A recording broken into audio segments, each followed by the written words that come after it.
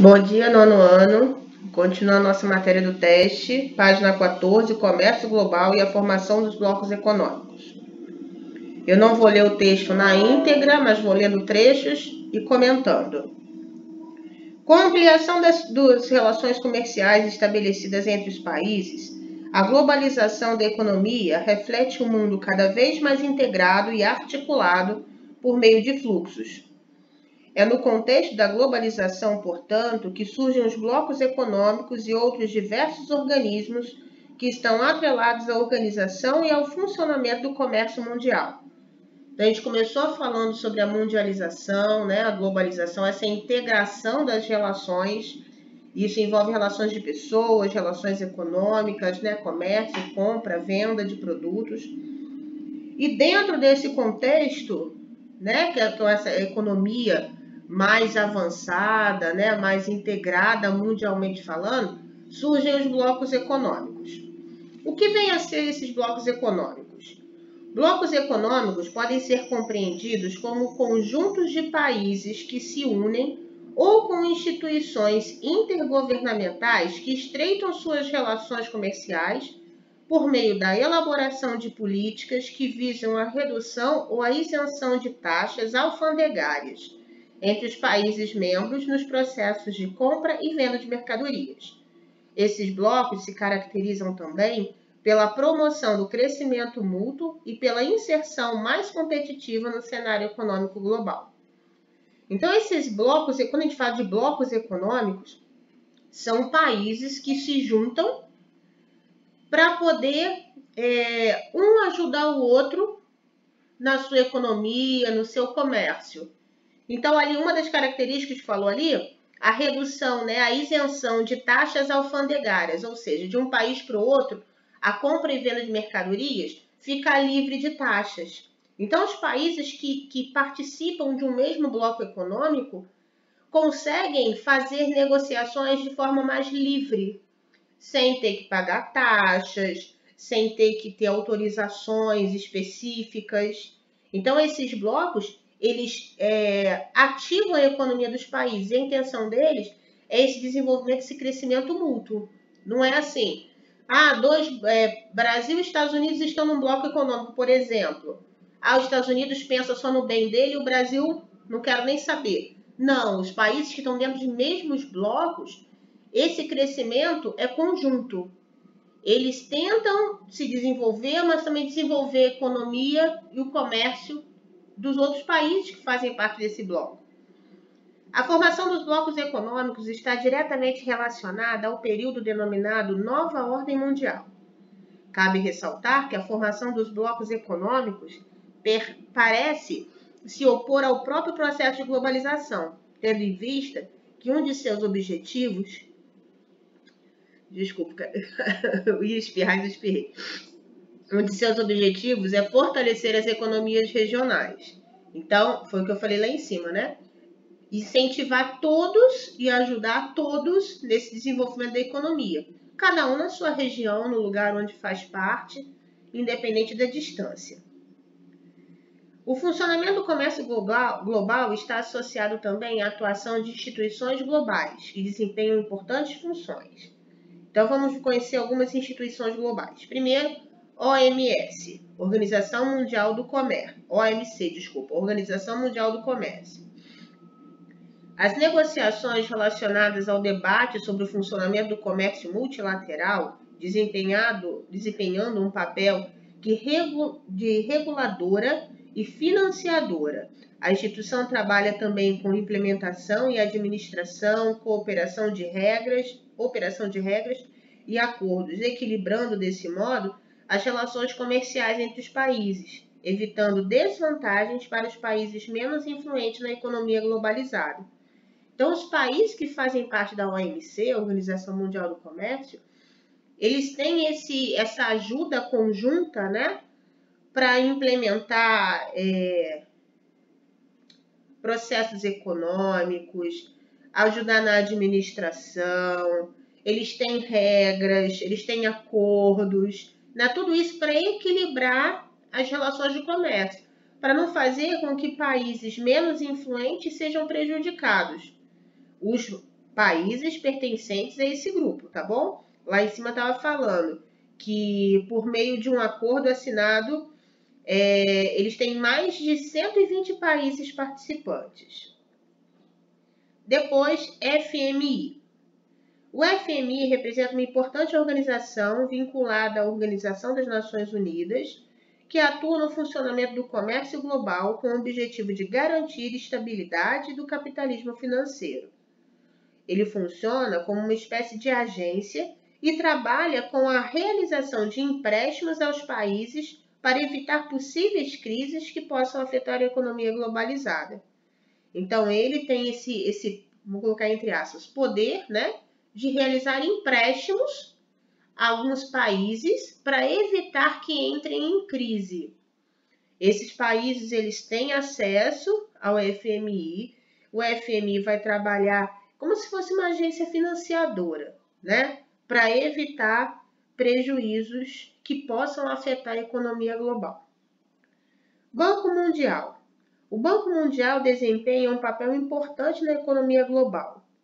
Foi criado o Banco Mundial com o objetivo de realizar financiamentos para as economias envolvidas na cooperativa.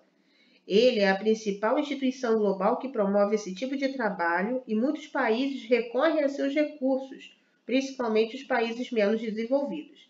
Então, a gente vê que também é um órgão, né, voltado para empréstimos para evitar prejuízos econômicos dos países que fazem parte dessa cooperativa, né, desse grupo. A nova dinâmica nos fluxos de mercadorias e serviços.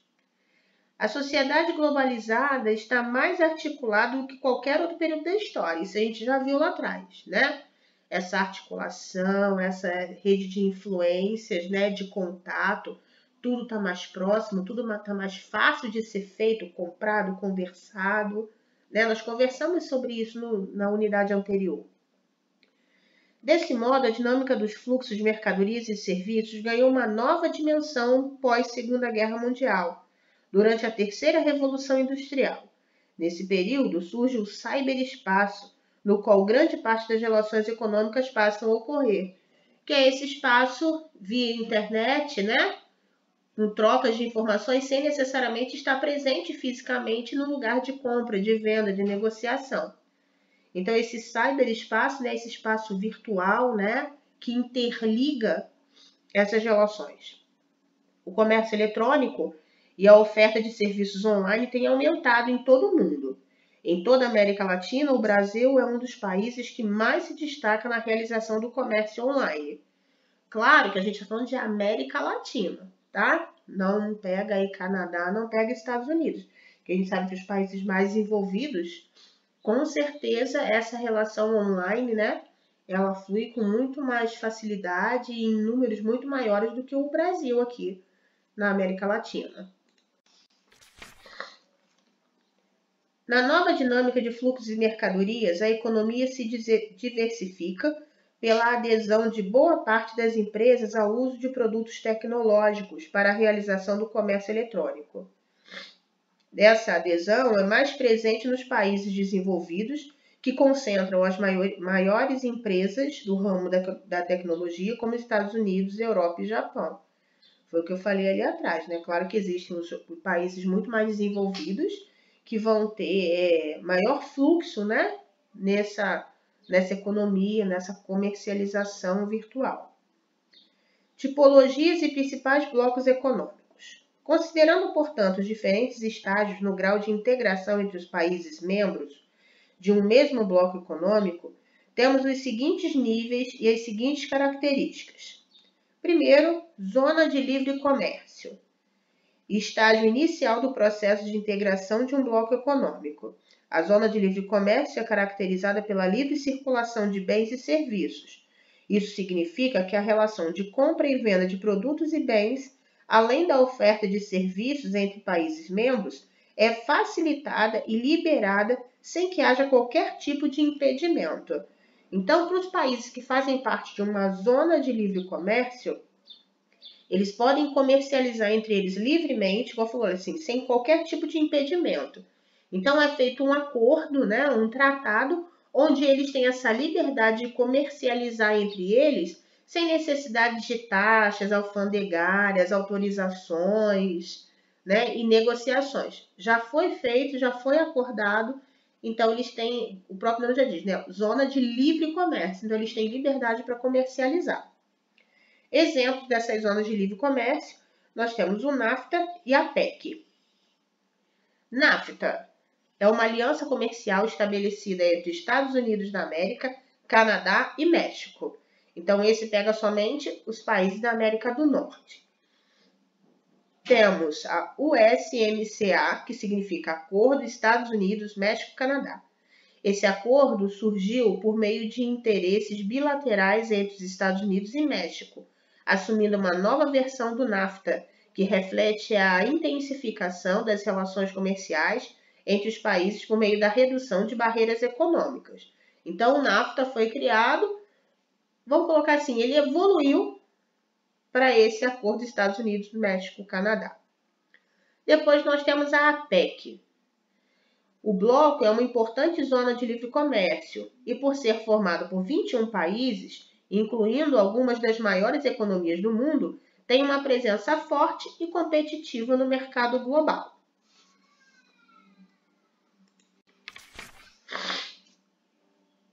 União Aduaneira. A União Aduaneira também possui uma livre circulação de bens e serviços. Mas o que a torna mais integrada, entretanto, é o fato de existir entre os países membros a Tarifa Externa Comum, ou TEC, aplicada aos países não membros. Então, eles têm os países membros que têm essa liberdade, né, de circulação de bens e serviços, mas os países que não pertencem podem pagar uma tarifa para participar das negociações. Como exemplo disso, né, da União Aduaneira, nós temos o Mercosul. Então, vamos lá, vamos ver o que seria o Mercosul. O maior bloco econômico da América Latina, com destaque para o Brasil, que representa a maior economia do bloco. O Mercosul tem forte influência na economia globalizada. Então, somente, aqui, Mercosul, Mercado do Sul, somente os países da América do Sul. E o Brasil tem um papel importante nessa agência. Mercado comum. Constitui-se um estágio mais avançado da União Aduaneira. Então, a gente vai ver que aqui, os que a gente vai vendo para baixo, é como se um fosse a evolução do outro. A União Aduaneira tem essa liberdade de comércio e é paga uma taxa para os países que não são membros. Baseado nisso, evoluiu para o mercado comum.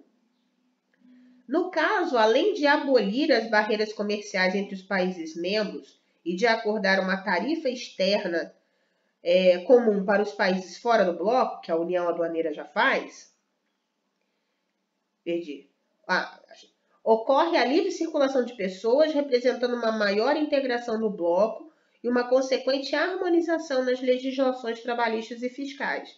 Então, além de compra e venda, dentro do mercado comum, as pessoas também têm livre acesso. Então, eu posso trabalhar no outro país, né? Tem essa liberdade de não ter nenhum problema de fronteira. Então, além de compra e venda de mercadorias e negócios, também tem essa circulação de pessoas baseado num acordo, né, que fizeram com as legislações trabalhistas e fiscais. União monetária e econômica representa o mais elevado grau de integração entre os países de um mesmo bloco econômico. A União monetária e econômica apresenta todas as características dos estágios anteriores, está vendo o que eu falei? Vai ter essa livre circulação, vai ter esse acordo entre os países membros, vai ter aquela taxa para países não membros, vai ter essa liberdade de circulação de pessoas. Então, vai ter todas essas características, destacando-se mais ainda pela utilização de uma moeda única. A União Europeia é uma união monetária e econômica. Então, essa tem todas as características anteriores e agora ainda incorporou uma moeda própria. A União Europeia é o bloco econômico mais integrado do mundo, que possui a mais antiga história de integração comercial entre países. Ela é composta atualmente por 28 países membros. Página seguinte, o Brasil e sua relação econômica global. O Brasil é um dos países mais influentes da América e da economia global. Sua relação se estreita ainda mais com os países da América Latina, os quais são responsáveis por grande parte da compra de produtos primários e secundários oriundos do território brasileiro. Entretanto, as relações comerciais do Brasil não se restringem ao continente americano. Hoje, o Brasil tem importações, ou melhor, tem importantes parceiros econômicos distribuídos em várias partes do mundo, como Estados Unidos, China, Alemanha, Japão, Coreia do Sul. Então, a negociação brasileira não fica somente na América do Sul. Na exportação, o Brasil se destaca principalmente pela venda de vegetais, minerais e alimentos, além de produtos animais, transportes e metais. O Brasil e o BRICS. Composto por 5 países, o BRICS surgiu no início do século XX. Oficialmente criado em 2006, o grupo, que na época chamava-se somente BRIC, contava apenas com a presença do Brasil, Rússia, da Índia e da China, que se destacavam como países influentes da economia globalizada. Uma das mais importantes cúpulas ocorreu em 2011, quando a África do Sul passou a ser parte do conjunto, formando os BRICS. Então, as iniciais dos países aí incorporou o S por conta da África do Sul. Vale ressaltar que, mesmo com a ampliação de suas relações comerciais, o BRICS não possui qualquer tipo de formalidade institucional, cabendo ao agrupamento desenvolver políticas internas que lhes permitam maior integração e competitividade na economia global. Então, eles fazem as negociações, o manuseio de informações, eles determinam o ideal, né, que deve ser feito para ter representação na economia global. Embora estejam distantes geograficamente, os países dos BRICS têm ampliado seus interesses comuns e se colocado no cenário econômico global de forma mais competitiva. Então, essa interação entre os países começou a ajudar, né, esse desenvolvimento da economia deles. Então, agora vocês têm exercícios a partir da página 20 até a página 26. Podem fazer, mãos à obra, qualquer dúvida é só perguntar.